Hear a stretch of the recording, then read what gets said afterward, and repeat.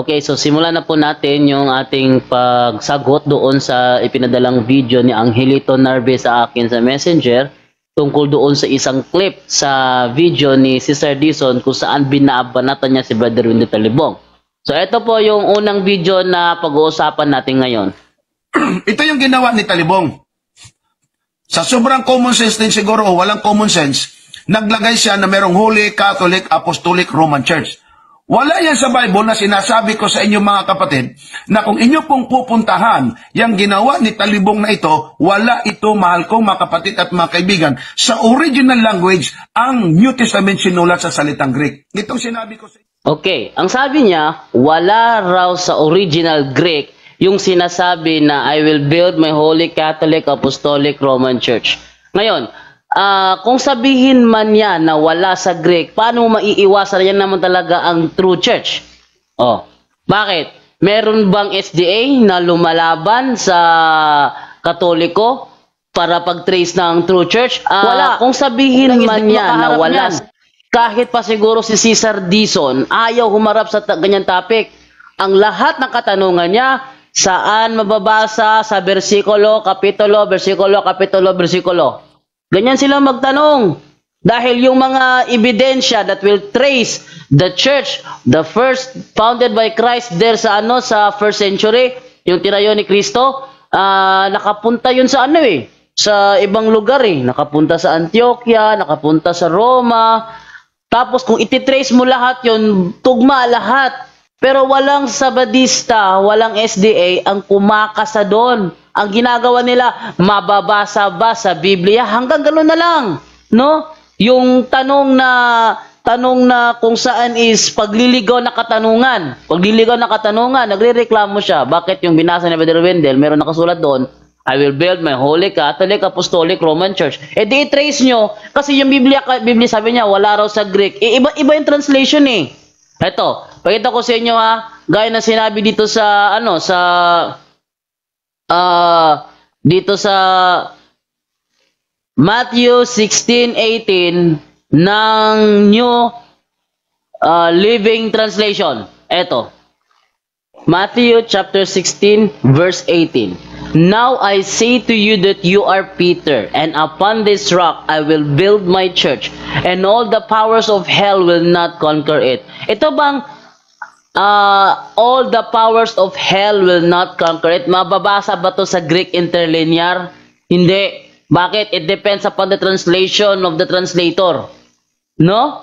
It depends upon the translation of the translator. Ngayon, doon sa reklamo niya doon sa binasa ni Brother Wendell na I will build my Holy Catholic Apostolic Roman Church. Bakit ayaw niyong kumasa sa isang talakayan? Ganito. Maglalabas ako ng challenge na topic. Patutunayan ko na ang Iglesia ng Diyos na ay pinangalanan noong 1870 na Iglesia Katolika Apostolika Romana ayon sa mga referensya at aprobado ng Biblia. Mayroon bang kakasa na Sabadista doon? Tingnan natin, challenge natin. Kahit si Cesar Dizon. Si Cesar Dizon.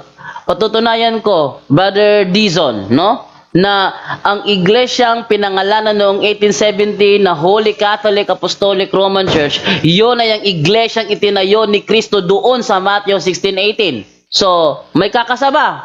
Kung merong kumasa, mag-message kayo sa akin, mag-ping sa akin, patutunayan ko na ang iglesia ng Diyos na itinayo ni Kristo ay pinangalanan noong 1870 na Iglesia Katolika Apostolika Romana.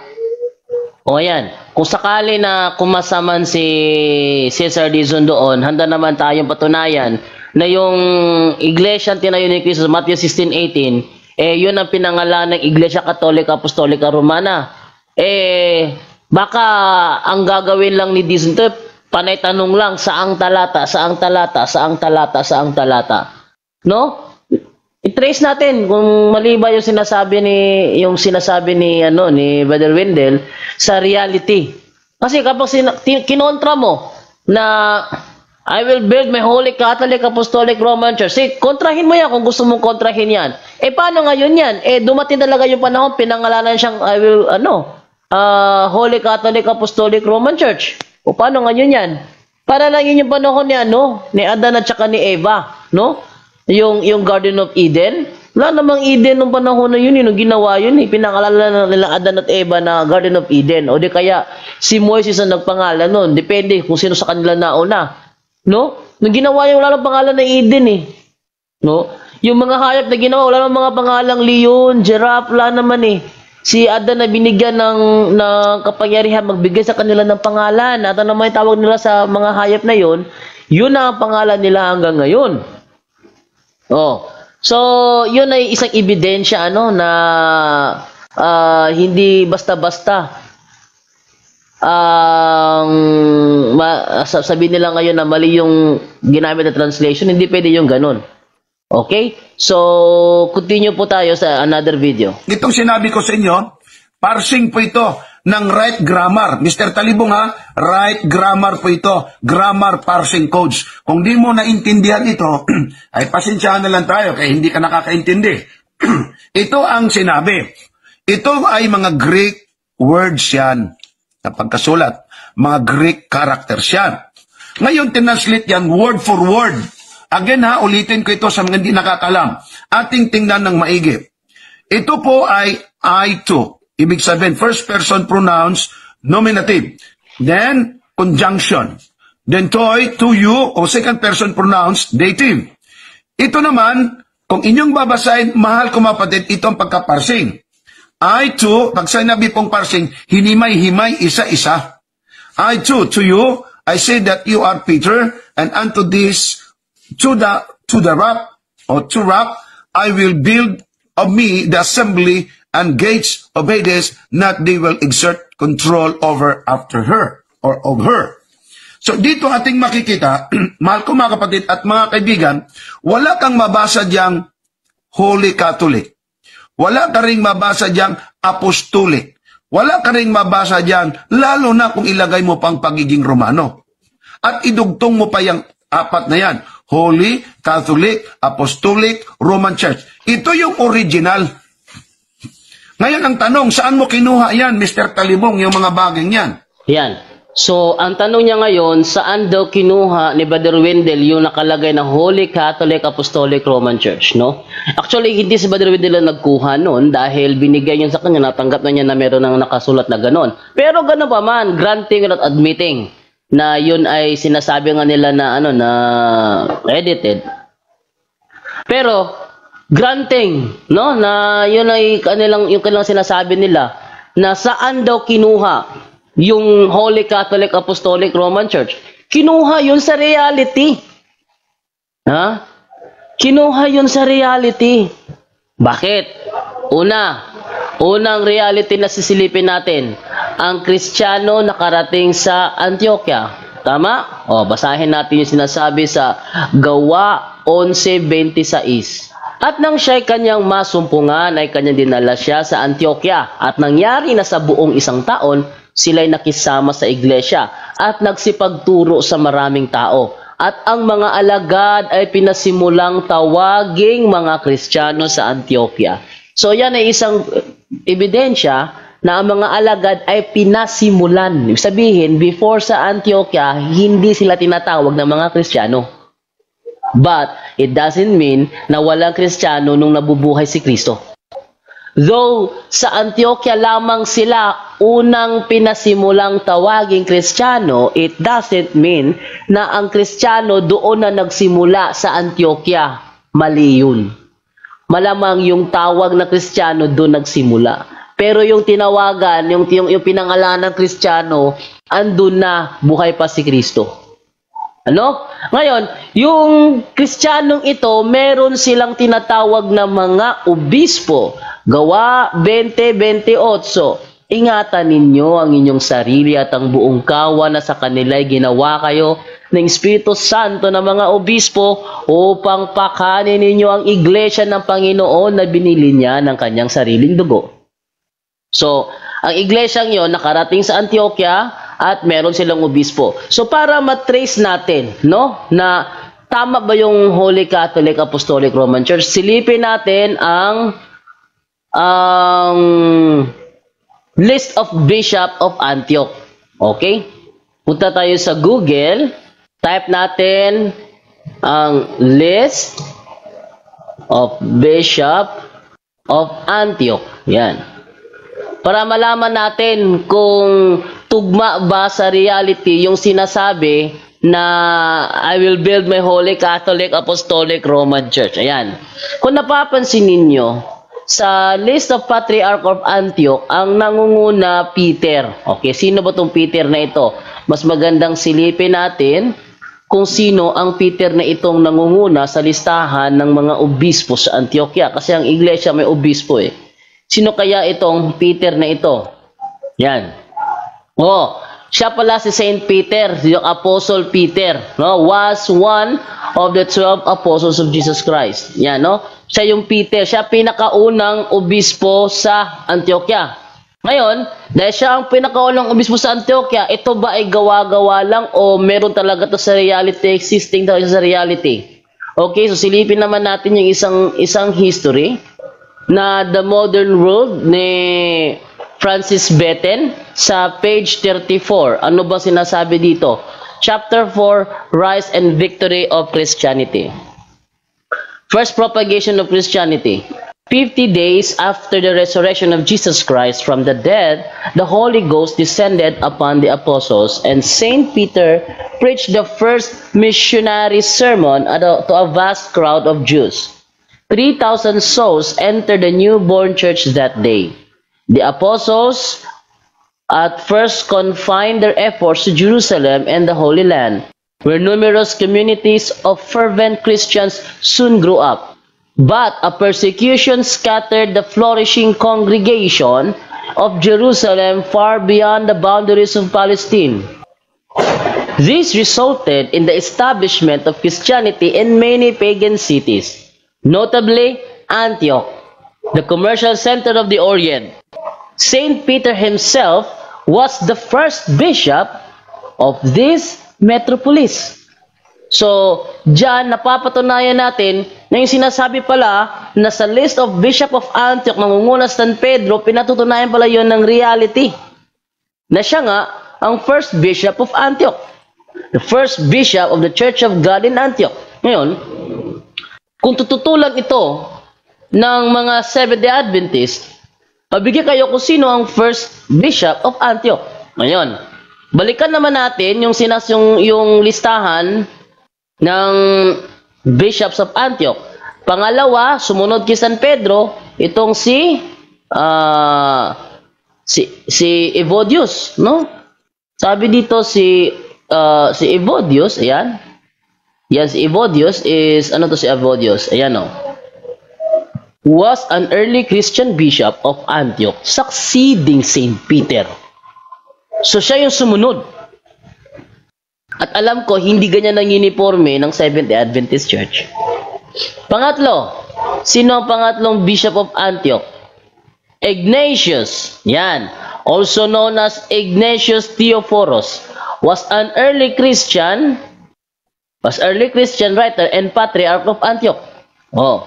So, ito ngayon si Saint Ignatius of Antioch, siya yung nagbigay ng liham, isa sa mga church father na nagpadala ng liham doon sa Christian in Magnesian.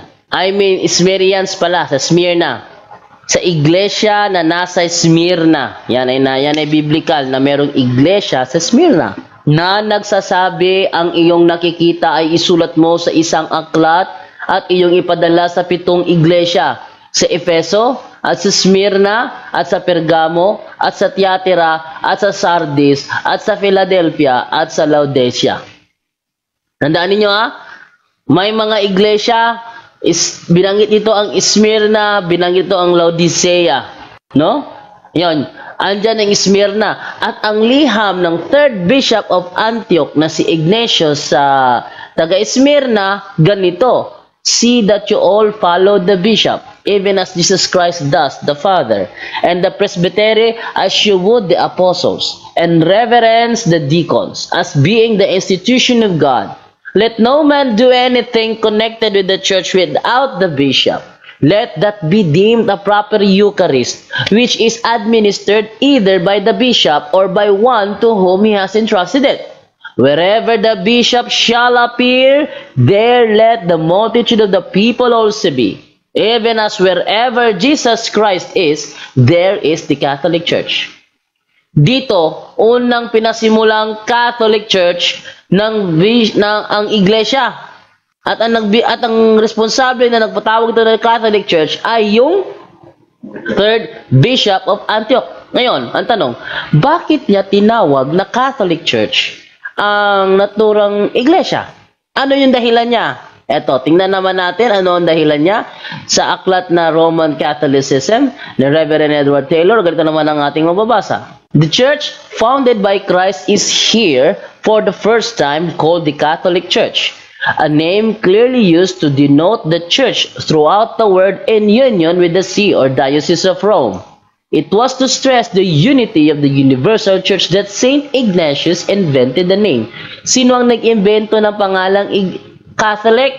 Si Bishop Ignatius, the third Bishop of Antioch. Siya ang nag-imbento ng pangalang Catholic. For what? For what reason? To denote the church throughout the world in union with the See or Diocese of Rome. Yung Seventh-day Adventist, inaangkin din nila na sila daw ay Catholic. Dahil ito ay, meaning ng Catholic is universal. Oh. Tama, universal ang meaning ng Catholic. Pero sino bang umimbento ng term Catholic? Siya yung tanungin natin. Ano ang dahilan kung bakit niya inimbento ang term Catholic, which means universal? No?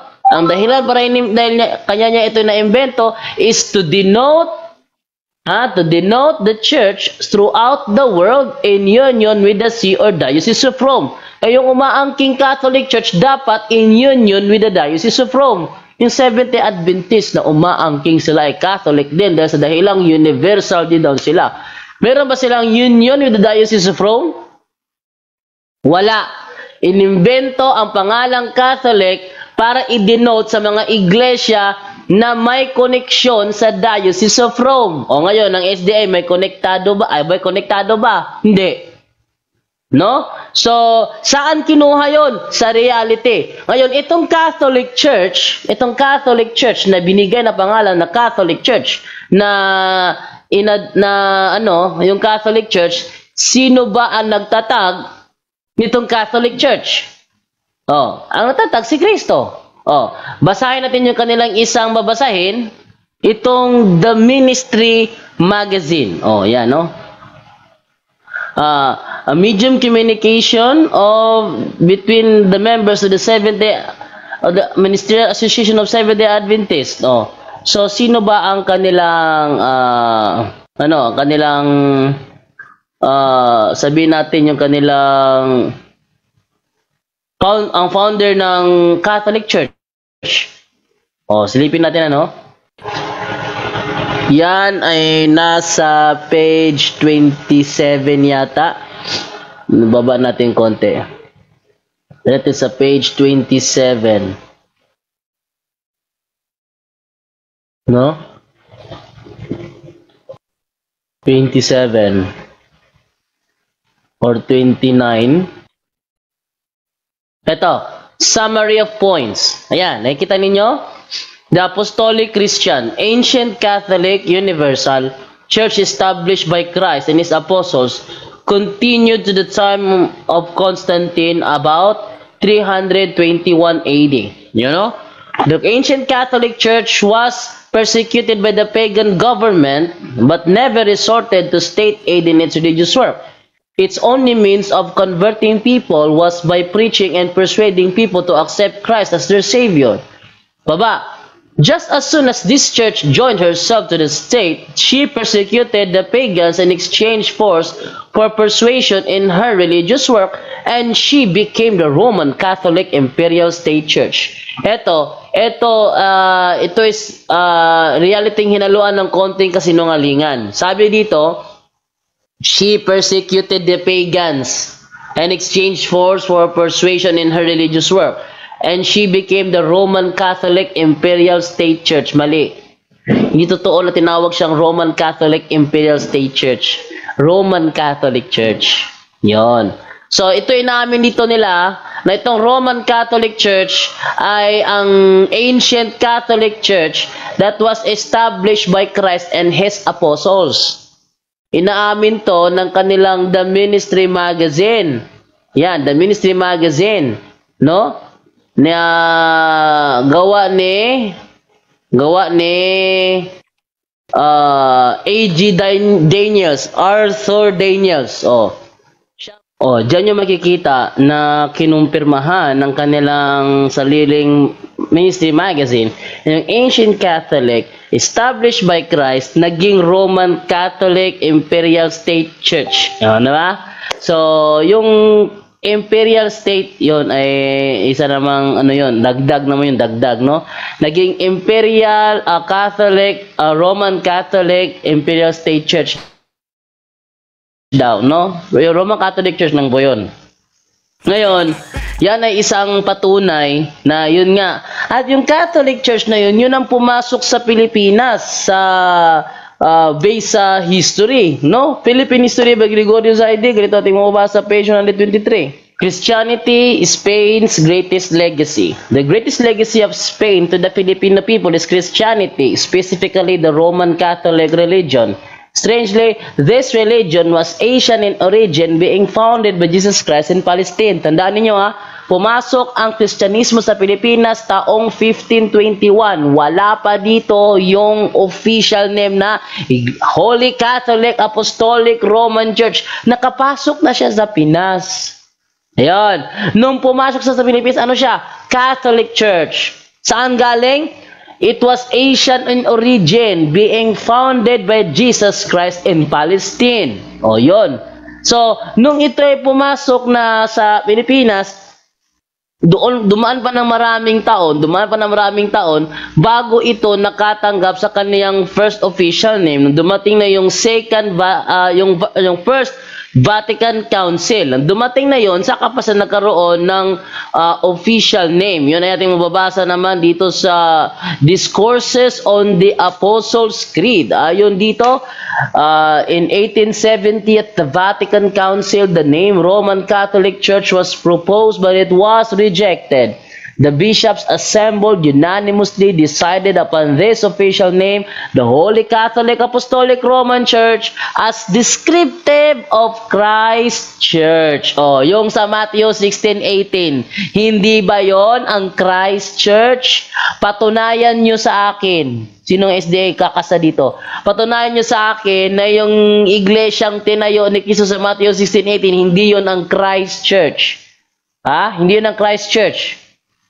Ayan the Holy Catholic Apostolic Roman Church as descriptive of Christ Church. Ngayon, kakontra ba yan? Kakontra ba yan doon sa binasa ni Windel na upon this rock I will build my Holy Catholic Apostolic Roman Church? No.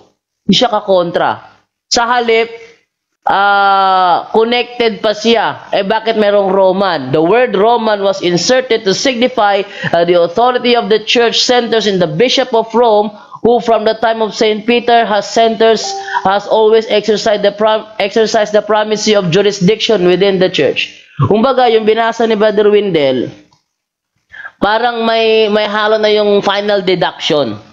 Hindi matanggap yun ng mga SDA kasi gusto nila ang kinin yung talatang yun na sila daw yon. Pero sad to say, itinayo kayo sa Battle Creek, Michigan, USA nang lumayas sina Ellen G. White sa grupo ni William Miller. Tinatag kayo, nagsimula yung paglabas niya ng grupo ni Ellen G. White is 1844. Na officially declared kayo 1863. Ngayon, doon nagsimula ang iglesia nyo. Yung iglesia naman namin, doon yung panahon ni Kristo, nakarating sa Antioquia, nagkaroon ng obispo, the third bishop of Antioch, siyang nagbigay na pangalang Katoliko, nakapasok sa Pilipinas noong 1521, Catholic Church yon. At noong 1870, nakatanggap ng official name. Ito yun. Yung sinabi ni Wendy ngayon, I will build my Holy Catholic Apostolic Roman Church. Nasa reality ba? Tugma ba sa reality? Yes, tugma sa reality. Kaya walang magagawa si Cesar Dizon doon. Ito lang may masasabi ko sa mga kukontra doon sa sinasabi sa yung ginamit ni Brother Wendell na I will build my Holy Catholic Apostolic Roman Church. Tutulan nyo na lang Yung ebidensya yung ipinakita ko ngayon, yung iglesia sa Jerusalem, nakapunta sa Antioquia, may third bishop of Antioch, siyang nagbigay ng pangalang Katoliko, tapos nakarating sa Pilipinas 1521, Katoliko yon, di naman yun Seventh-day Adventist, Katoliko yon, and then 1870 nakatanggap ng official name. Oh. Entonces, I will build my Holy Catholic Apostolic Roman Church. Yon ang reality na hindi kayang gibain ni Cesar Dizon. Oh. Gibain niya yon, saang talata. Tandaan ninyo, hindi mababago ang kasaysayan ng dahil lamang sa saang talata. Saan nyo nabasa? Na talata yan ng Biblia. No? Nangyari na. Wala na kayong magagawa pa. Ang tanging magagawa nyo na lamang, tanggapin ang nakaraan o ayaw nyong tanggapin kasi magbubuo kayo ng sarili nyong historya na nag-emerge lang sa utak nyo but not in reality. So, yan na sabi ni Father Darwin tungkol sa fiction. Ano nga uli yung fiction? Unsa may fiction mga kaigsunan, an idea which is not in agreement with reality. Bot pasabot, ang hunahuna nimo ba wa matakdo sa realidad, mo na gitawag fiction or myth. Oh, yun pala ang fiction. Oh, so yung pagtutol nila based yun sa kanilang fiction. Ano naman yung truth? Ano naman yung truth? Oh, pakinggan ko ano yung truth. Nya kining kamatuoran mga kaigsunan, ano sa meaning kamatuoran? Truth conforms with reality. Yang kamatuoran nahisibo sa realidad. Oh, ayun. Yon ang pinagkaiba ng fiction, ng myth, o ng truth. Truth conforms with reality. Yung sinasabi mo, dapat tugma sa realidad. At ang realidad, yung iglesyang tinayo ni Kristo doon sa Jerusalem, nakapunta sa Antioquia, nagkaroon ng obispo, third bishop of Antioch, si Ignatius, nabigay na pangalang Katoliko, nakapunta sa Espanya, nakapunta sa Pilipinas, nakapunta sa Roma, at sa Roma, pinangalan ng Iglesia Katolika Apostolika Romana noong 1870. So, nasa reality nga. Tama sinasabi ng Discourses of the Apostles' Creed, the bishops assembled unanimously decided upon this official name, the Holy Catholic Apostolic Roman Church, as descriptive of Christ's Church. O, yan. No? Yan ang palatandaan as descriptive of Christ's Church. Okay, so, eto na po tayo sa tanungan portion.